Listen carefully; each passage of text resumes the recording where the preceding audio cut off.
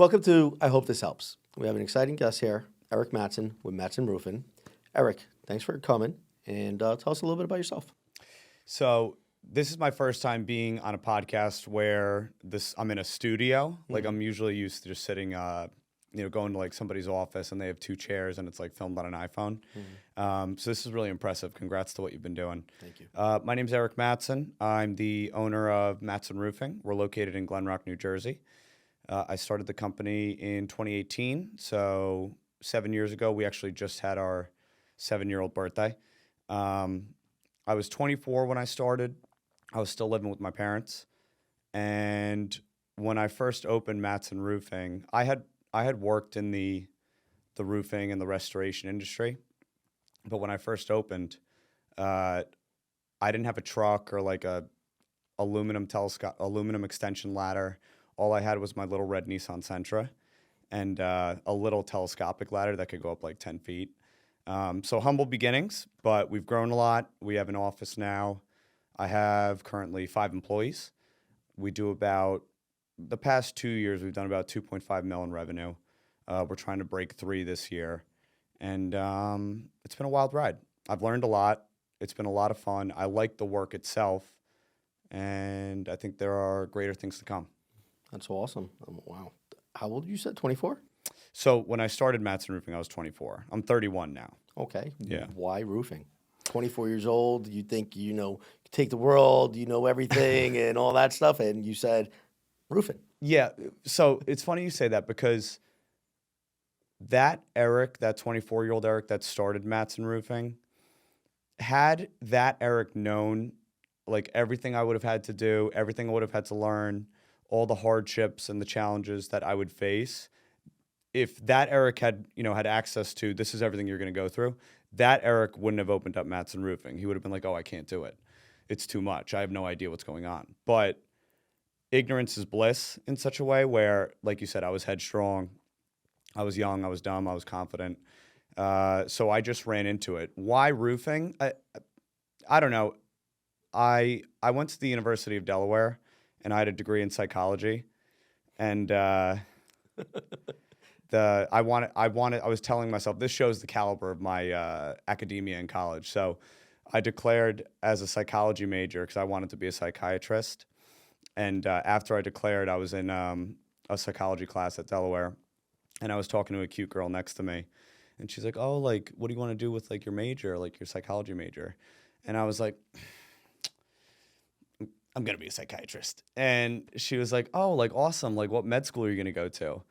And I was like, what are you talking about? And she's like, psychiatrists have to go to med school. And I was like, are you sure? And she was like, yes. So that shows how into my studies I was. So, but while I was at the University of Delaware, I worked for a home remodeling company that was around the campus. And I liked it. I cleaned up job sites. I knocked on doors. But then when I got back home to Glen Rock, to my parents after I graduated, I guess I was just going to do something in psychology. I didn't really have a plan. But on my second day home from college, I walk out my parents' front door, and my parents' neighbor is talking to somebody. And so my parents' neighbor is like, oh, Erik, come over. Like, how's college? Like, how's graduation? So I walk over, and the guy he's talking to is opening up. He just opened up a restoration company, a home restoration company. So I just mentioned during that conversation with the three of us, I like knocked doors and did miscellaneous stuff for a home remodeling company down in Delaware. And the guy stopped me. He was like, oh, would you consider joining my home restoration company?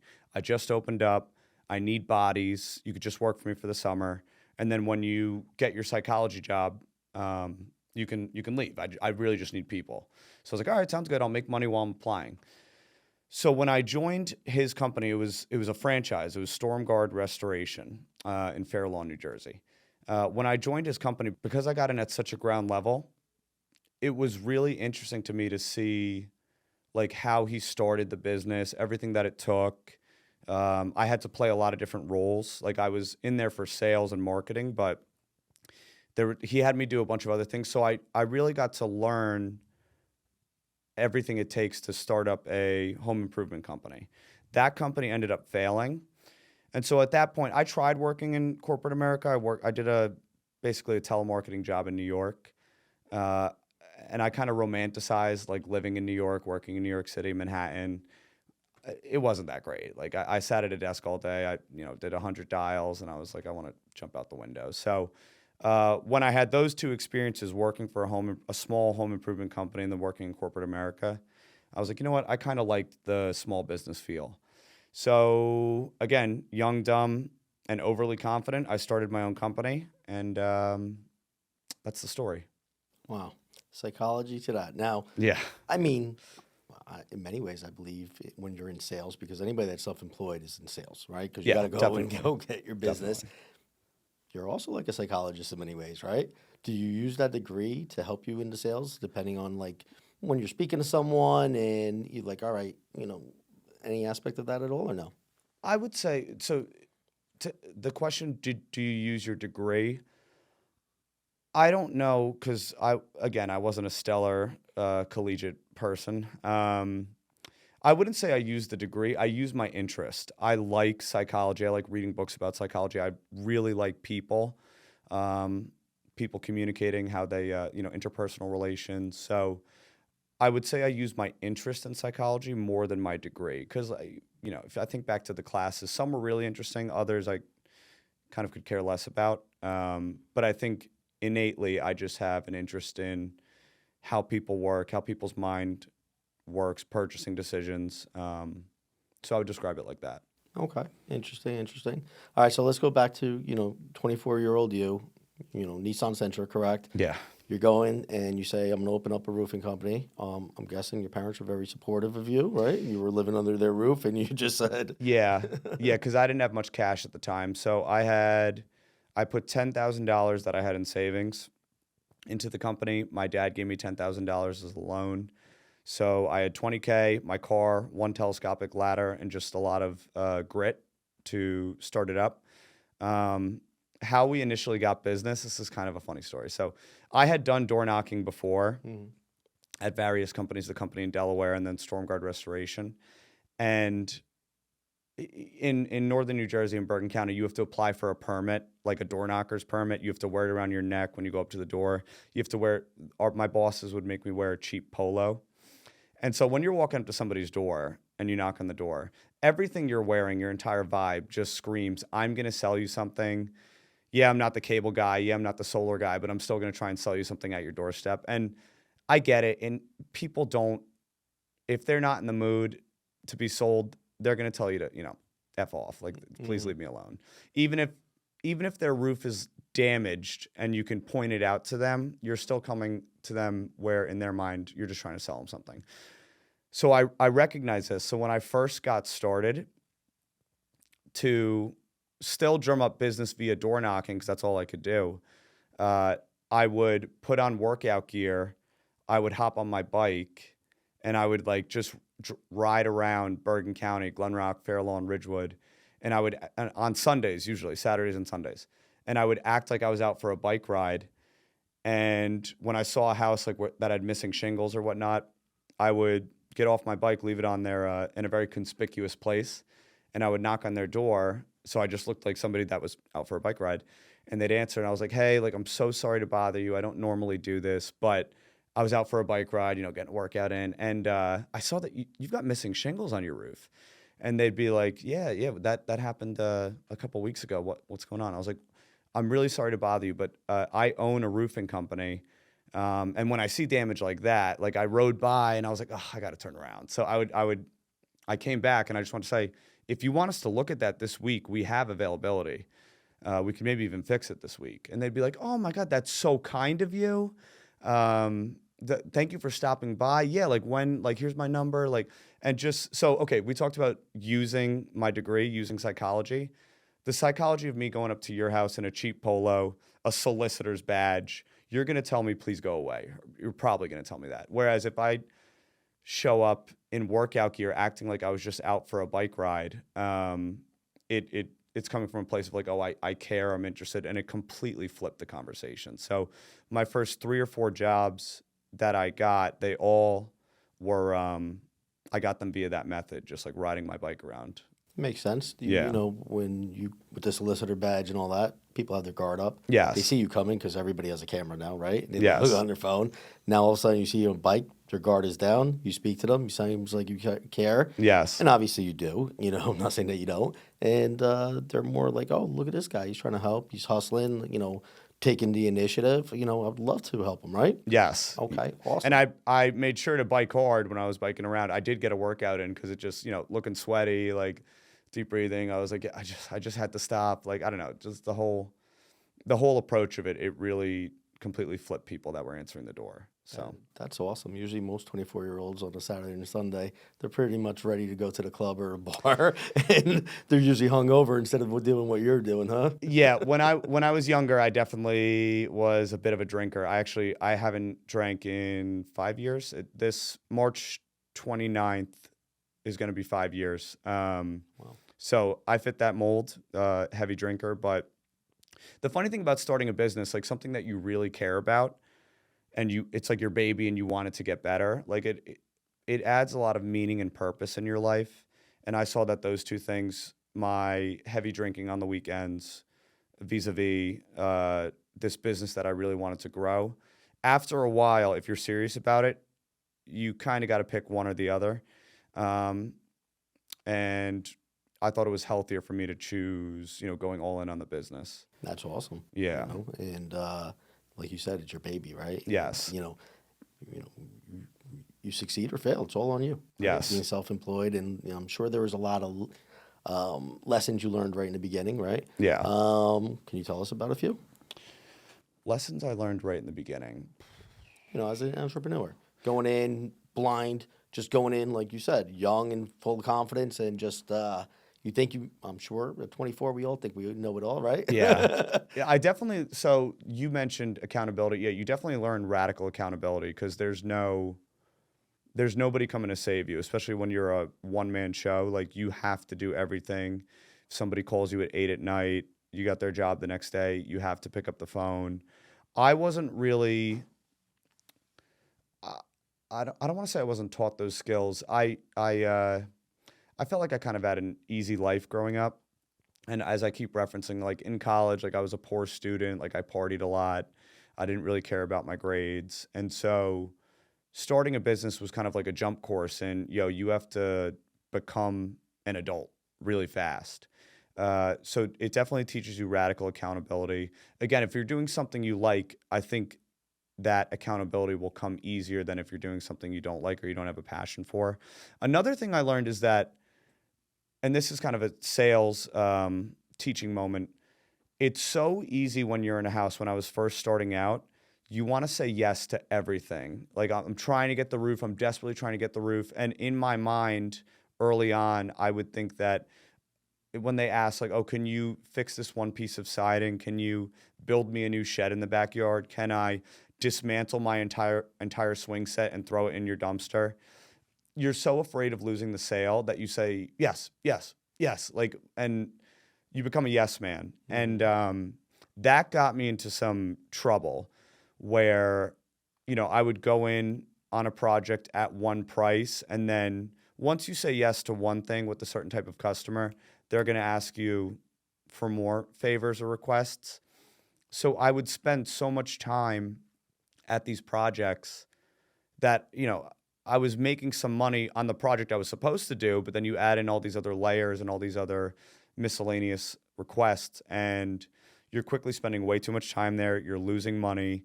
And so that's something I learned, that salespeople can say no. And especially a well-placed no, I think it gives you some authority back during like the sales transaction, because all a sales transaction is just, it's a constant like pitch and catch where like you're throwing a ball back and forth with someone, and how you frame the conversation and how you come across like with each, twist in the conversation. That's how you get a sale. And constantly saying yes to everything and not knowing how to say no.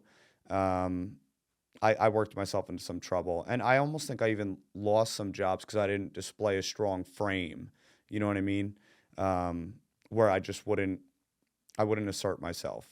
I've spoken about that numerous times. Any type of sales, in the beginning, you're hungry, you're scared, you're not confident. And as you get older, you know your value, right? Yes. That, And yeah. you got to Perfect. set your boundaries, right? Yes. Like, hey, listen, everybody needs a day off. You have no right calling me on a Sunday. Yes. Because the minute you do and then you don't, like, they feel insulted, or they honestly lose respect for you if you answer on the first dial every single time Yes. and jump whenever they ask you to and all that stuff. And comes nature, like they'll just take advantage of you. Yes. And that's another thing I learned too. Like you probably have this as well, the sniff test. One of the things I like about roofing, home improvement in general, it's not like a restaurant. Anybody can walk in your restaurant door, and I feel, I don't run a restaurant, but I feel it's much more difficult telling a person that sat down, that's expecting a meal, you can't really tell them to leave, get up and leave. Whereas home improvement, when somebody is inviting you to their home, and one of the cards you have is giving them that estimate, giving them that price. So en route to that, obviously while I'm inspecting the roof, getting in the attic, measuring everything, you're asking the customer questions and you're doing a sniff test. You're trying to say, okay, is this somebody I want to work with?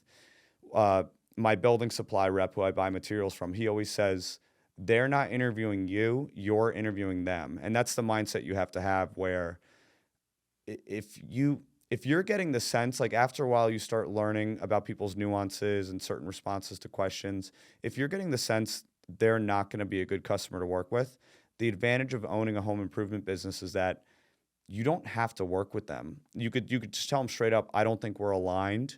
You could come in high on the price. I don't love doing that, just to try and like basically quote them out of working with you. But I prefer saying, look, I want to do the roof this way. You want to do the roof that way. There's too much ground to make up, and you save yourself from a potentially problematic customer. Because in construction, there's so much gray. I could look at the roof and say it's a black shingle. The customer could look at the roof and say, no, it's dark blue, and I want a whole new roof. You know what I mean? And most people don't do that. Most people are great, but like you're trying to sniff out those customers where your gray area of what's allowed or what's acceptable isn't going to match up with their narrower gray area. You know what I mean? I know exactly, because I've also spoken about that as well. You don't have to Yeah. work with everybody. Certain Yes. people are just not a fit, and if I'm miserable working with you, why work with you? Yes. Right? And if they, like you said, you want to do the roof one way because you have standards, and they want it done another way, it's still your result, because they're not going to tell, their neighbor that, oh, I kind of forced them to do it this way. That's why it's leaking 10 years instead of Yes. 20 years down the road. I don't even know if that's a thing, but I'm just saying. Yeah. All right. So in the beginning, were you really in love with roofing, or were you in love with entrepreneurship? Okay, good question. Yeah, I'll make this joke to people because some customers will ask me this, and I phrase it as, I don't go to sleep at night like caressing a roofing shingle or thinking about roofing shingles. Like that's not, I like the work itself. I really, really love going out to people's homes, meeting them. We have so many cool customers, meeting them, looking at their roof, getting in their attic, and like, it's rapid problem solving, diagnosing, like, what is the problem here? Why is the roof leaking? Why is there mold in the attic? Rapid diagnosis and explaining yourself, persuading someone, and then giving them an estimate. And then you can see the fruits of your labor. Obviously, construction is a tangible thing. So when you're all done, you can take a step back and look at the project and be happy with yourself. It's also nice too, when the customer's happy, that it adds a reward to the job, and it's somebody's home. You know what I mean? So if you do a good job and they're really satisfied, they feel good, you feel good, everybody's happy. It's nice. I really like the fact that roofing is multiple projects in a week. Like we'll spend usually about 2 days on a roof. That's our average. Some projects take a week. The biggest ones we do take maybe 2 weeks, but I like that you're seeing a lot of different people, a lot of different projects. You're not staying on one type of work or one type of project for too long. That's just, I lose interest. I like seeing a lot of different stimuli, for lack of a better term. So I would say I love entrepreneurship. I love owning my own business, being the captain of my own ship. And then the the work route I chose to express that entrepreneurship, I like that as well. Roofing, construction, I like everything about it. So, like I said, I don't dream of shingles, but I like everything that the whole workload entails. Okay, very nice, very nice. All right, so let's take this a little bit further up, right? Now, 2018, 24, you opened up a business, very impressive. A lot of growing pains, a lot of learning, right? Yes. 2019, let's fast forward to 2020. We know what happened. COVID, right? Mm. How did you deal with that? Were you shut down? Now, people really didn't even want to check their mail, touch their mail. There was so much craziness going Yes. on. How you had, a couple employees at that point, I'm assuming? No, no. So the first employee I hired, so in March 2020, I was still a one-man band, which honestly, I didn't have an office yet. I was working out of my apartment, which I'd moved out of my parents at this point in time. It made it easier because I know for many businesses that had employees, everybody reacted to COVID a different way. Some people were more scared. Some people said the virus isn't real. And so it was nice just having myself to worry about. So in 2018, we did 250K in revenue. 2019, we did 750K in revenue. The first 4 months of 2020, I wasn't doing that great on a per month revenue basis. COVID was amazing for the home improvement industry. Everybody was trapped in their house. They're working from home. That had a number of benefits. Obviously, if you're trapped in one place for too long, you want to make it nice. You want to make it accommodating to you. Also, if you're working from home and it rains during the day, you're going to see that you have a leak a lot quicker than if you were out at work all day, if you had to pick up the kids from school. You might not notice that you had a leak until a couple weeks later. So anytime it rained and people's roofs failed, they were calling you the next day. So COVID was a boom for my business and the industry in general. 2020 was the first year we did over $1 million in revenue. I hired 2 employees, so I hired my first 2 employees. One of them was a site supervisor. The other one was my dad, who handled like the books and the finance and whatnot for Mattsson Roofing, because that was his background in the corporate world. So I know COVID was a different experience for everyone, different experience for businesses. It was a little bit of a blessing for me, my business, my industry, because everybody was working on their house. And then how did we handle it? I mean, some people didn't want you in the house, which was difficult because we like going in the attic. Most people were okay with if you just put on a mask, maybe stay 6 feet away. Let's do the estimate presentation outside, not in the house. It's an outside job, so we had an easier time, I think, than other businesses during COVID. When I mean handled it, I didn't mean like the masking and the speaking. I'm talking about, sales, because you were fairly new. A lot of it was door knocking, right? And Yes. obviously you probably had to make a shift, right? Meaning some ads and put your stuff out there. Like, is that how you generated some business that way? The cost of materials, Yeah. cost of labor, everything went up that way. So how did that affect everything? So by 2020, I had worked on enough homes and had good relationships with my past customers that people were starting to refer me. I wasn't scratching and clawing, riding my bike around, all of the United States. Like, people were starting to call in and say, hey, you did my neighbor's house. I have a leak. I need a roof, blah, blah, blah. So we had a healthy amount of inbound leads coming in during 2020. That's awesome. I became much more targeted with my door knocking approach, where like now I had jobs to showcase and work off of. So if we were doing a job, let's say on a street in Glen Rock, before the job started, I would look at the houses in the neighborhood and look which ones had damage, and I would go and knock on those doors. Now I'm in my uniform, but it's like I'm coming from the job site. You know what I mean? So you can see, hey, I'm doing a roof right there, and I notice that you have a missing shingle on your front roof. Do you want me to check that out while I'm here? And people were usually pretty accommodating to that. As far as marketing goes, we were very, very organically lead generation based up until really 2023 or 2024. So the biggest thing that I did in 2020, this was at the tail end of 2020, was I got a presentation software called Engage, I-N-G, Engage, and it's like PowerPoint on steroids, where I can walk into your house, I can diagnose the roof, and then when we're sitting down at the kitchen table, the software, I take all my own videos and my own photos, and I basically could just take you through the process of from steps A to Z, what it's going to be like if you choose Mattsson Roofing. I could tell you every step of the way what's going to happen, and it's very visually interactive. Like if you have a leaking pipe jack or a leaking chimney, I can click a button that shows exactly how we're going to fix that. So it's not static. It's not like a PowerPoint presentation where I have to read through every slide and I click the next one. Like I can jump around, and based on the problems that your roof is showing me, I can diagnose and show you exactly what we're going to do, the visual, a video, exactly what we're going to do. So that was the biggest plus for me during COVID, that I invested in the sales aspect of Mattsson Roofing, especially when people didn't want touching them, shaking their hand. I could do all of that stuff from a distance and send it to them or show it to them in person. And that bridged a huge gap between what I know about roofing and what I want to do, and what you know about your house and what you think I'm going to do. Because a lot of times people don't know construction. Even if they've lived in their house for a while, they don't know the ins and outs of their house. So if I can show you a bunch of photos that I took in the attic or on the roof, and then show you this is what it looks like now, this is what it's going to look like after, that bridges a huge knowledge gap there. Okay.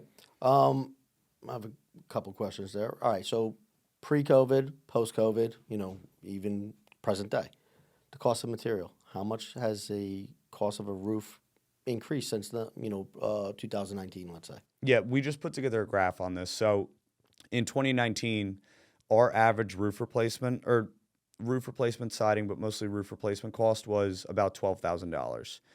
In 2024, last year, our average roof replacement cost was about $23,000.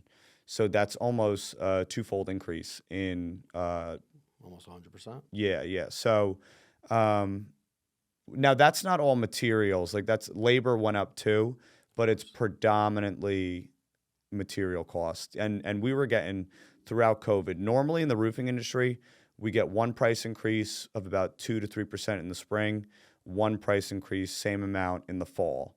During COVID, it was, I think in 2021, we had 6 price increases throughout the year, and they were coming in at 5-point jumps, 10-point jumps. And you would think that would hurt you, right? But in a way, because we get about a 2 or 3 month grace period where our building supply house will announce, hey, you have a 10% price increase taking effect April 1st.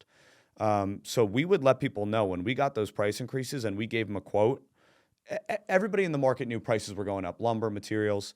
So we used it as a sales tactic to say, look, I just quoted you at $20K for your roof. In 3 months, that's going to jump up another $2,000. So you should sign right now. Your roof's leaking. You know it's got to get done. Why don't you just get in the queue now? So you would think that material cost would dissuade people from signing, from buying. But at that time, those price increases were just imminent and they were only getting worse. So we were able just to use it as leverage and say, and honestly, in our homeowner's best interest, where we could say, look, you should just do this now if you know it needs to get done, and avoid that price increase in the future. So that was how we spun it, and it worked. I mean, it was just common sense. Like you want to pay less now compared to more later. Now, you mentioned something about labor. Costs went more and all that. Were you having difficulties finding labor? No, some roofing companies, we pay a good labor rate. Like a lot of roofing contractors in the area, they'll try to, wring out their labor crews, get them as cheap as they can. The roofs we install, you said before, we hold ourselves to a standard. We're not trying to put on a crappy roof on somebody's house. We're typically, if we're not the highest price roofer in the area, we're the second highest price roofer. But that's not just pulling numbers out of our butt. We're trying to build a roof to last. We're going to improve the ventilation. We try to put science and beauty in all of our roofs. And so to do that, we need good crews. So we pay a top labor rate. So we've been able to have our pick of the litter with the rate we're paying people. They come to us. Whereas, That's awesome. Yeah, and we try to treat them well too. Like, we get them lunches during the day. We get them water. We have an app that We can send them pictures of the project, the scope of work ahead of time, so they know what they're getting into. They're not showing up the day of and looking at, a 50 square roof that's, a 12-12 pitch, and they're like, oh crap, I should have brought 3 more guys. We try to let them know ahead of time because they got to make money too. We want to keep them happy. And honestly, for a while now, it's almost been a sub crew. It's almost been a labor crews market compared to an ownership market where good crews, there's not that many of them. So they are almost picking what owners they want to work with. Thus, that's why we tried to present ourselves as, we're going to give you everything you need to, you guys show up, you work, you go home, 5 o'clock, 6 o'clock, and that's it. You're done. We have a site supervisor on staff at every job, so they run out and get the materials for the crew. So all the crew has to do is show up and work, and they're getting paid top dollar for it. So we've never really had that much of a problem with finding good labor crews overall. May I mention something? Of course. So we are starting to know. So listen, the reality of the residential roofing industry in northern New Jersey is almost every roofer is subbing out the labor. So there's 1 or 2 roofing contractors that have their own guys. It is very, very cost prohibitive with insurance, regulations, compliance. It is very, very difficult as a smaller residential roofing company to keep your labor crews as W-2. So everybody is subcontracting out. Now, having said that, you don't want a different mercenary crew every day of the week. You want to get with the sub crew that you've worked with them for a long time. They know how you work. They know what you like. They know the kind of roofs you install, and vice versa. Like our 2 roofing sub crews, we've been with them for one 6 years, one 5 years. So we know all their names. We know their families at this point. So that's really how you kind of play the game in the residential roofing industry. Now, another reality of residential roofing. Some of these workers that the roofers are bringing on or subbing out to, they didn't go through a port of entry. They came across the border illegally. Ever since Trump got into office, and this isn't a commentary on politics, it's just an observation for better or worse, the labor crews are starting to thin out. People that were in the country illegally, and good workers, they work hard, but that were here illegally, in November, December, January, a lot of them self-deported. So now what's that going to do? That's going to thin out the labor crews, and the price of labor is probably going to go up because now you don't have 10 crews to potentially source from or pick from. There's maybe 3, 4, 5. So that's something I'm interested in watching come down the pipe. What's the cost of labor going to be? And will all roofers that relied on the cheap labor, because the crews were probably illegal, is their labor crew going to dry up? What are they going to? You got to do labor to install a roof. So I'm interested to see how that dynamic plays out in the next couple of years. I got a question. I deal with a lot of builders, right? Yeah. And like you said, they sub everything out, and sometimes it shows on the quality of work, right? Brand new roofs, and all of a sudden there's leaks from day one. Yes. Now, is that the quality of the craftsmanship? Is material a little cheaper since COVID? What can it be? Is there a little bit of mix of both? Yeah. So I'll go into what I've observed as the dynamic. So number one, that initial inspection. So you call me to, hey, I need a roof. I come out. That initial inspection, way too many roofers and way too many homeowners are satisfied with a guy doing a lap around their property, maybe taking a couple pictures and writing the estimate from the ground. That's how you get a crappy roof installed, or a roof that doesn't have enough detail, enough thoroughness in the scope of work leading into the job. That initial, we call it the inspection and estimate appointment. That initial inspection and estimate appointment is critical. We like getting in the attic. We like going on the roof. Lately, this year, we've actually been sending out our drone photographer to get pictures of your house before we even show up. We're doing pre-research. We'll take about 50 drone photos from all angles of the roof, the house. So we already have a good idea of what your roof looks like, what the pitch is, how many protrusions, how many chimneys are on the roof. And we can start targeting in on, okay, that roof valley, that looks like it'll give somebody trouble. I'm going to check that. I'm going to be much more thorough in checking that roof valley. So we do pre-research ahead of time before we get to the appointment. And then when we're at the appointment, we crawl every square foot of that roof. We get up in the attic. Sometimes those attics can be really tight spaces. So the thoroughness of that initial appointment matters, because that's when you're trying to unveil everything that that project is going to involve. And I want to give you a good scope of work that I can say, look, here's everything that I don't like about your roof right now. Here's everything that I'm going to fix. This is why. This is how we're going to do it. And that puts people at ease. Now, obviously, I can write a great game plan, but you got to give it to the players on the field. So what we do, you were talking about quality of craftsmanship and labor. When I write an estimate, and somebody signs, we turn that over to the production department. Most roofers, or a lot of roofers, I should say, they're just going to send their sub crew out there. They'll give them the game plan. There's no follow-up. There's no job supervision. There's no monitoring what's going on.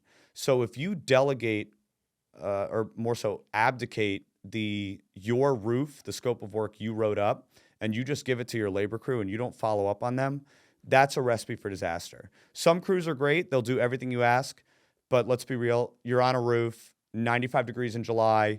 You don't want to be up there. Your body's hurting. You just did a job yesterday. Roofers will cut corners. And that's not to say they're bad people, but it's a tough job. So what we do to try to get around that potential lacking craftsmanship is that site supervisor that I was mentioning before. We have a W-2 site supervisor that's on the job, and they're responsible for the job scope of work. Installation falls on them. So they have to be right there with the labor crews to make sure that they're doing everything that we want them to do. Also, too, if you got the whole labor crew on the roof and a shingle falls off and destroys the bushes, that's going to happen. And it's tough to ask the labor crew to prevent all those little mistakes that could occur. So the site supervisor is also responsible for that. So to get back to answering your question directly, it's a combination of things. That first time you're out at the house, you got to take a good look at the roof, and then obviously the installation. If you're the one putting your name on it, if you're giving the workmanship guarantee, you or somebody you trust and employ has to be there to make sure everything's going according to plan. Otherwise, you're leaving too many variables on the table that could go south on you. What about the quality of material? Have you seen that, cheapen in any way? It's kind of a two-part answer. So I could answer this yes. Materials are getting cheaper. They don't build it like they used to. But there's a lot of cool new technology coming out that, especially around like roof ventilation, I'm noticing a lot of different ventilation products coming out. We just released a shingle line that in the granules, which are the little rocks on top of the shingle, they put special granules in there that have a higher solar reflectance index. We're installing one next week. So this shingle that we put on somebody's house, the sun hits it. And normally on a regular shingled roof, that absorbs all the heat from the sun. This actually causes the sun's rays to bounce off the shingle. So the company Atlas guarantees that you're probably going to save about 15% on your energy costs just because your attic won't be getting so hot. So to answer your question, there's cheap material out there, and that's what, a good amount of roofers use, the cheap material, but there's a lot of new technology coming out that's really exciting. We like exploring that. We like using it. We try to be cutting edge. So I hope that answered your question. It did. Now, when you give somebody an option, right, do you give them like, okay, this is, your Ferrari, your Mercedes, and your Nissan, right? Different prices, 30,000, 20,000, 10,000, and the difference is this material compared to that material, or you just have your stuff that you're comfortable working, that you can guarantee your work, and you basically sell off that. How does that work? It's the latter. So a lot of roofers will give a good, better, best, and then they let the homeowner pick. We go in there. We feel that we know what the most functional roof is going to be for your house. So we try to maximize functionality. Obviously, like picking the shingle color, if they want one thing a certain way, one thing another way, we're going to have that discussion. But we don't like to break our standards. So with most people, we're going to give them one price and one scope of work. and we're going to explain to them why we want to do what we do, most people will leave that conversation, that initial appointment, thinking, okay, if Mattsson Roofing does this roof, I'm confident that it's not going to leak. It's going to last a long time. Yeah, I might not be able to pick a 20-year shingle compared to a 30-year shingle because we're already using the lifetime shingle, but that's part of the value proposition that we sell. If you get a roof from Mattsson Roofing, you're not going to have any problems. You're going to have peace of mind if you let us do it the way you want to. And I think that resonates with people because sometimes if you're throwing a million options at someone, it's like at restaurants when you get that menu that's 50 pages long. It's like, I don't know what to pick. I don't know what to pick. Whereas if we can just say, look, you're going to have a good roofing system. We'll explain why we want to do it the way we do. What do you think? That it's a yes or no. And a lot of times we can get them to yes just by explaining why we want to do the roof a certain way. Okay. Another thing I've noticed, there's a lot of fly-by-night companies. And a lot of them, I mean, they'll promise you beat your price by half. Yeah. What do you have to say about that? Okay. Yeah. I could, if I start talking for too long on this, stop me. But That's why I left it open-ended for you. yeah. So yes, there's a lot of fly-by-night companies. The roofing market in northern New Jersey is so fragmented. There's so many Chuck in the trucks. There's so many Joes on the roof. Having said that, I also think it's a market where there's a lot of wealth. There's a lot of nice homes. People are very invested in their homes. Good schools. They're probably going to be here, 10, 15 years at the least. That's probably their game plan when they buy a house. So most people that we work with, they want to get a fair price, but they want to get a good roof too. And I think a lot of people wouldn't settle for necessarily the cheapest price, the Chuck in the truck. Like they want to know if they're investing in their home, that they're going to get a good product in return and a good company putting on that product. So we find that we can beat the cheap price guys by providing a lot of value and just thoroughness, detail, and I want to use the word intensity, but more so just when we show up to that initial appointment, we mean business. And that doesn't mean we're going to sit you down at your kitchen table for 2 hours and be like, if you buy today, it's this price. Like, no, like we're just going to show you, here's why we want to do this roofing system. Using that engaged presentation, using videos, using the drone photos that we took, we're going to explain ourselves. And usually that's what people want. They just say, why are you going to do it the way you're going to do it? Okay, that makes sense. Where do I sign? Do you want a check or credit card? I will say, in the roofing market these days, there's a really interesting phenomena happening. So yes, you have the Chuck in the trucks, the guys that have been roofing as a one-man band for 30 years, 40 years. Now, private equity is starting to get into the roofing game. That happened during COVID because roofing companies, HVAC companies, plumbing companies exploded because it was I feel like it was one of the few remaining industries where like money and technology hadn't seeped in yet.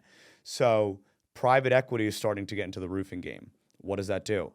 They're buying these companies that were moderately successful. They're buying like a swath of companies on the East Coast, and they're refining their processes. Maybe if they only had a phone before to answer phone calls, now they're getting a website. Now they're investing in social media marketing. Now they're getting a sales team with the sales process. So the private equity guys are making these companies more corporate, more professional. So that's been an interesting challenge. Now, the drawbacks of that is for that company, they're hiring a whole sales force. They're hiring 25-year-olds out of college, people from industries outside of the construction game, and they're teaching them a sales process, sprinkled in with a little bit of construction knowledge, but it's a sales process. So when they come into your house, if you've got a good nose, you can sniff out that, I don't know if this guy knows everything about a roof. Yeah, he's good looking, he can talk well, but like I don't know if he knows everything about a roof. So the private equity game has really changed how our competitors are estimating roofs in their appointments. It's caused us to raise our game, but there's a way where if you can present like that you're a family-run company, that you're owner-operated, it's not a private equity guy in New York relying on a general manager of the franchise. If you can style yourself as a family-run company, owner-operated company that is in the community, that's a good way to beat them. Also, too, I was talking about legal or illegal subcontractors before. So let's say you have Carlos that came over from Mexico 20 or 30 years ago. He's worked in roofing for his whole life in the United States. He had his own crew. He had his son work for him, when he was old enough to work. Now, over, decade or two, his son's 18. His son's 25. His son has worked for him in the roofing game for a while now. His son can speak good English. His son went to an American school. His son takes over his father's company. And so he's got a really good labor force. Like that's the crux of a roofing company, the labor force. So now he's a lot more slick. He's a lot more polished. He's walking into people's homes and he can talk in common plain English because he was raised in America. So those guys are also the younger Hispanic workforce. They're starting to make a name for themselves too. So it's almost like downward pressure from the private equity group that's really corporate, really professional, really high price. And then you have upward pressure from the sons of the immigrant workforce that are now taking over their father's companies. So it's almost like the small family run companies, they have to change their game a little bit. They either have to go all in on that family run presentation or they have to do something different. So the type of company in the roofing market is changing. There's a lot of different flavors you can buy from. It's not just a chuck in the truck. There's a lot of different ways roofing companies and home improvement companies are presenting themselves, which honestly makes it attractive to homeowners because you can pick the style that you want that works for you. Makes sense. I mean, corporate America's in a lot of the businesses, right? HVAC, electric, Yes. and then, you have your first generation, like you just mentioned. They Yes. have the quality of work. They have the work crew. Dad's probably watching over everyone, still got his old school flavor on Yes. top of people. And the son is just selling and he's bringing a new twist to it. It's a deadly combo. And it's honestly, like, that's what makes, entrepreneurship and everything like that so great. And that's what, competition. It makes things better for the consumer itself. 100%. Right? And competition, it's going to make you better. It's going to get you out. Yeah, Survivors, the strong survive, correct? Yes, I look at it as a challenge and it's a fun challenge. I'm not over here lamenting that, we actually have to raise our game a little bit. That's a good thing. Oh, I thought so and too. I always find it interesting, like how the market's changing, how the industry's changing, like, we have to adapt. And you can learn something from all these guys. Like the private equity guys, they lay in money heavy into social media marketing. Their speed to lead is unreal. When you have a sales team that's 10 people deep, if I call you at 9 a.m. on a Thursday, you're at my house at 12. So we have to react to that. So, it's fun. It's a fun challenge overall. That makes a big difference as well, right? And like you said, you got to react and you got to be aggressive. You got to, can't be on your heels, right? Yeah, you can't get comfortable. Definitely. A couple other questions, right? You mentioned social media. How's yours? How do you, how's that going for you? Okay, so I think that our social media game, our content game is very, very strong. I recognize the importance of putting yourself out there, whether it's Facebook, YouTube, Instagram, TikTok. You got to have a name, you got to have a presence, you got to have a brand. Also, a lot of people, how do I say this? A lot of people, when they're shopping for a home improvement, roof, bathroom, whatever, they're not flipping through the Sears catalog anymore. They're going on social media, they're going on Pinterest. And I think one of the things that we do well is we try to put, obviously, our product, the before and after pictures, but we try to insert ourselves, whether it's me, whether it's my production manager, Craig, one of our sales guys, we try to insert ourselves alongside the product and say, hey, yes, this is an Atlas Pinnacle Sun shingle. This is why we installed this product on this house. If you have this characteristic of your current house, this would be a good product for you. We try to be serious for most of our posts, funny for some of them. We're trying to inject our company's personality into all of our social media content and educate our homeowners, our customers. And people have been responding well to that. We'll get calls that say, yeah, I've watched your social media, your YouTube videos. I'm having a leak at my chimney that's very similar to the leak you just described. So we kind of walk into the house at an advantage. So we've really invested a lot into our social media content, our social media marketing. That's awesome. I mean, you got to be genuine. You got to be who you say you are. If not, they'll sniff that right out the door, Yes. right?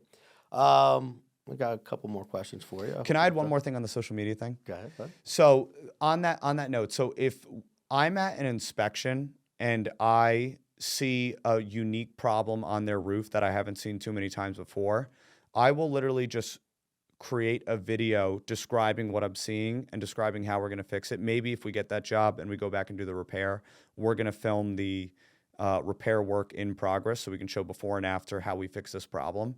And what we'll do is we'll make that a social media content video. So then the next time I see this unique problem, maybe it's a month later, maybe it's 6 months later, maybe it's a year later. The next time I see this unique problem, I don't have to verbalize, yeah, I'm going to put the ice and water shield here. I'm going to put the shingles just like this. It's going to solve the problem. I'm literally taking out my phone or texting them a link to our YouTube page and be like, look, a customer just like you had this same exact problem. This is how we fixed it. So now I don't need to necessarily convince you with my words that, oh, this is how we're going to fix this problem. I could just show you. And people are like, okay, where do I sign? When can you do it? And it's trying to use our marketing and our content in a creative way to improve our sales process, not just getting customers to call us, but getting customers to sign as well. So that's just another example I wanted to highlight. Awesome. What's one of the craziest things that you've ever seen or happened to you during your 7 years? So July 2019, I was in a relationship at the time, and the girl I was dating, we went out to dinner. We'd been dating for like a year at that point. And that night was the first time we said, I love you to each other.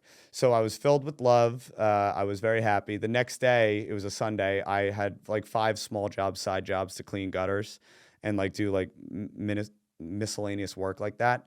So on my first appointment, I guess I was just so happy bouncing around that I hopped up on the roof to clean the gutters. I was rushing. I didn't set my ladder right. And I tried to get back on the ladder, and I was moving too quickly, and I kicked the ladder out, and I fell on concrete, and I got knocked out. I was in Montclair. I got knocked out, chipped teeth, concussion, whole side of my body was bruised. And when I came to, I think I was out for like a couple seconds. When I came to, there was a homeless guy over me, and he was like, "You good, man?" And I was like, "Oh my God, what happened?" And he was like, "Don't get up. I'm gonna call the ambulance." And so then the ambulance arrived, and by the time, like, I was still like wobbly, and by the time the ambulance guys got me, they were like, "Who called 911?" And I looked around, and the guy wasn't there. So I don't know if he was a real person. I don't know if he was my guardian angel, but I'm thankful for that day that he saw me fall off a roof and called the ambulance. But that didn't stop me. I was back on a roof 5 days later. So, Wow. yeah. So be careful falling in love when you're a roofer, because it might make you fall off a roof. Literally fell. Yeah. You really fell in love, huh? Yes. I fell too hard. Yeah. All right. What advice would you have for your average homeowner? Ooh. I would say, if I was advising like my friends or family, if they were thinking about getting a roof, obviously do your research, look at the Google reviews, see if you can get a sense of the company's personality, how they do their work, how they go about their work. References are always good. But then when you're actually in the thick of it, when somebody's coming out to your house to give you an estimate presentation, make them explain themselves. Don't be satisfied with a 10-minute explanation. Yeah, we're going to put the shingles on, ice and water shield. Like, make them show you that they have a detailed and deep knowledge of your home, everything that it comes with, all the problems that could happen. Make them explain it to you, because that will increase your confidence in your decision making. Can this person put a roof on my home? Roofs aren't cheap. Our average roof cost is $22K, and they're supposed to last 20 years. So make that person show you and demonstrate to you that they know what they're doing. They have a game plan for your house, and they're going to give you a good product and a good install on the project. Okay, I lied. I have actually a couple more questions. How does a homeowner determine, right, or I'm guessing you do, but how do we know that we're not getting taken advantage of if, you could do actual patch job or actually need a new roof altogether? Mm, yeah, okay, because yeah, okay. A lot of roof. There's a healthy amount of roofers out there that they'll go out to a house and they're only thinking roof replacement. Like you could have a roof that's holding up pretty well. Maybe you got a small patch of shingles that blew off, and you can do an easy patch fix. Those roofers are going to say, "Oh, need a whole new roof." That's not always the case. How do you determine that?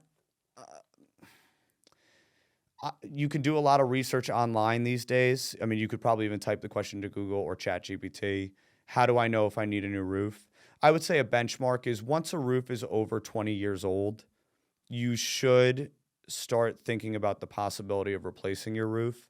The easiest way to determine whether or not somebody's BSing you, and maybe if you would rather have your roof go 5 more years and just patch it up right now, just get more estimates. Talk to a bunch of roofers. Yeah, I know it's not the most fun thing in the world having 3 or 5 people come out to your house and talk about your roofing system, but at least then you're going to get multiple opinions. You're going to hear different things. And then you can take all that information and that knowledge and make what you think is the best informed decision for you, your family, your house, your roof. So do research, get multiple opinions, and then go from there. That I would say that's the best way to figure out if what the roofer is telling you is true and genuine. Okay. I'm sure, like your industry, right? In other industries, there's always a feast and famine time. I'm sure weather has a lot to do with it, right? Explain, how weather plays a part. Yes. And now let's say also, it's like a two-part question, right? Let's say, for example, I'm in need of a roof, newer one, but I don't need it right this moment, right? Would you, if I turned around to you and said, hey, listen, when you're slow, if there comes a time and, you give me a discounted price, you could come at any time. Would you, take that into consideration? Or you just know your price is what it is, and during temperatures or a lot of rain, because I'm sure if it rains 7 straight days, downpours, I'm sure your phone is gonna ring. You Yes. probably look at that weather and just say, "All right, I'm gonna make Yeah. some money this week," compared to like, "Oh my God, we have a drought," and like we've just went through. So I hope I explained that You question did, right. you did. So we'll start with feast or famine. So yeah, I mean, roofing industry, working on people's roofs, you're kind of at the mercy of the weather, both for leads and for actually doing the work. Um, Generally speaking, yes, when it rains more, we're going to get more leads. The only thing with that is for our line of work, we do replacements and repairs. Repairs are nice. They have a good margin on them. We make a good drop of money with each repair, but our business is held up by replacements. So if it rains a lot, we're going to get a lot of repair leads, and I'm not complaining about that. That's great. But the key is, are we getting enough people that want to replace their roof? And like we were just talking about, if a lot of people can patch it up and make it last 5 more years, they're going to choose that option, and that's understandable. So it's really about achieving a healthy balance of both, but we're going to live or die based on how many people are replacing their roof. A $3,000 job at a certain margin is nice, but a $22,000 job pays the bills. Really, the repairs keep the crews busy and keep the guys active. So feast or famine, like this past year in 2024, let me take one more step back. In 2023, we had a really good year. I had a lot of discretionary income for the business at the end of 2023. So I made the decision that I'm not going to take that. I'm going to invest it back into the company because 2024 is going to be our great leap forward. So I took all that money. I hired a bunch of new people. I bought a bunch of new vehicles. We added some software, some technology. And so by April of 2024, we hit a high of 9 employees. And it was good. Now, when you have that much overhead, you're scrutinizing the leads, you're scrutinizing the sales, like every opportunity matters. So through 2024, we were doing okay. There was a lot of rain in the first half of 2024. Leads were coming in. So by August of 2024, we had a good August. We had just broken even from all that overhead that I had put money out into. So by August, we had just broken even. And I was sitting back. I was like, okay, this is good. September, October, November, those are historically our 3 busiest months. We usually pull about 30% of our revenue in a whole year from those 3 months alone. Now, what happened in 2024? I don't know if anybody remembers, but there was a horrible, horrible drought where it did not rain for like 40, 45, 50 days, and the leads dried up. No pun intended. So people were not calling in because roofing is a need, not a want. So if there's no rain, your roof's not leaking. Even if it was in the past, if your roof's not leaking now, it's I don't need to do it. Oh, it hasn't leaked in a couple of weeks, and we'd be like, "Yep, Joe, that's because it hasn't rained, but it's going to leak the next time it rains." It's like, "All right, we'll talk about it then." So everything dried up, and it was crushing because the company had just reached its peak in terms of number of employees hired, size. And I had to lay off every single new person that I hired. I laid them off in late October, early November. So that brought us down from a high of 9 employees to 4 employees, where we had a sales guy, me, production guy, marketing guy, and then finance guy. So we had one player at every major position. But that was good because it taught me a learning lesson where I can't get out ahead over my skis if I don't have a game plan for if plan A doesn't go right, what's plan B going to be? And I did not have a plan B. Even my plan A wasn't really fully formed as it should have been. So you got to be careful when you're running a roofing company, home improvement company, that you don't rest on your laurels and think, oh, we've grown like this our entire company history. Every year is going to be a growth year. Every year is going to be a 2x or 3x year. And then your second question about if people call us when we're slow, we get some people like that. I wouldn't necessarily say that's how we get our sales. I will say I'm that looking after the consumer in this question. So okay. Just curious. I will say that it's usually for a lot of roofing companies, us included most of the time, if you want to do the roof in the late fall, the winter, early spring, it's going to be cheaper. Like when we hit that bad period last year, nobody was buying, so we had to lower our margins. So generally speaking, if you're looking to get a break on the roof, winter and early spring is the best time to sign a contract when it is typically slower. And you know what I would say to homeowners? What we do is we don't give a lot of discounts. Like we're not the sales company that says, oh, we're going to come in at this number, but if you buy today, it'll be 10% off. We're just going to give you a price that wants to be our price. No, understood. I'm just talking about in general, if you'd have some advice for even if you down South Jersey where you don't service, you know what I mean? Just advice for anyone. Somebody in Connecticut, let's say. What I was going to suggest is that if you're a homeowner and you want to work with a contractor, but the price is a little too high, there's always financing. Financing's a great way to get that big lump sum price down to a monthly affordable price that can fit within your budget. Something unique that I was going to suggest was that why don't you ask the roofer, hey, if I leave your sign in my yard for 3 months, 4 months, can I get 1% off? If I give a testimonial video, granted, as long as the project comes out good, but if I'm happy with the project when it's done, and I give you a testimonial video that you can put on your social media or send to a prospective customer, can you take 2% off? If I leave you a review, can you take $100 off? So there are ways where homeowners can get creative, and it's a you scratch my back, I'll scratch yours arrangement, where if you promise to sing their praises after the job and try to get them business, granted, as long as I do a good job on your home, I would be amenable to that. We offer a 2.5% filming discount where if you let us have free run of your house before, during, and after the project, immediately before, during, and after the project, we'll take 2.5% off our price. So you can get creative with what you ask the roofer. We don't give in to many people that say, hey, can I get a better price? We'll say, no. But if you say, hey, if I do X, Y, and Z, can I get a better price? We'll say, okay, we'll talk about it. No, of course. I mean, hey, listen, me and my neighbor need it. There's 2 jobs right Yep. next door to each other. Yep. Hey, I know you're busy right now. I don't need this repair right now, right? I've been dealing with it. Let's say we're talking about siding or something, right? When you're slow, you can have access whenever you want. Would you do work with me that way? You just mentioned some good ones, the sign, the testimonials, and all that. You know, that's what I was just asking. Yeah, yeah. I guess to answer your direct question, I'm sure if somebody said, if you give me 5% off and you can do the roof whenever you want this year, maybe we'd be amenable to that if we're like super slow and we need to keep the guys busy. To be honest, most people haven't like phrased a question like that to me. So you're the first one. I'm Maybe always thinking outside the box. Yeah. With certain things. There you go. If you sign a contract today, I can do your roof whenever you want or whenever I want. Are you down? Today's prices if I need it down for 10 years from now? Well, we'll talk off camera about that. So. All right, deal. Yeah. Is there anything that I haven't asked that you'd like to bring up?